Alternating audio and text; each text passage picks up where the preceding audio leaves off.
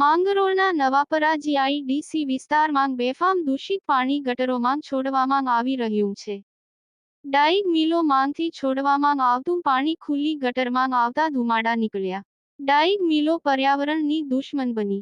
માંગરોળના ઉદ્યોગો પ્રદૂષણ ઓકી રહ્યા છે. જીપીસીબી તંત્ર ઊંઘતું. જીપીસીબી તંત્ર આ વિસ્તારમાં કાર્યવાહી કરે છે પણ પ્રદૂષણ બંધ થતું નથી. ગટર નજીક હનુમાનજી અને શનિદેવનું મંદિર નજીક ગટરમાં નીકળ્યા ધુમાડા.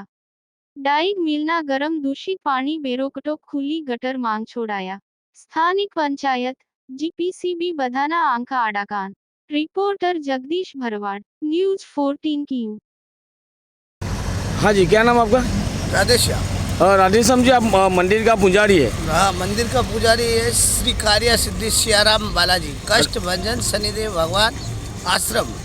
और ये पूजा प्रतिष्ठा चल रही है, सबके लिए फायदा है।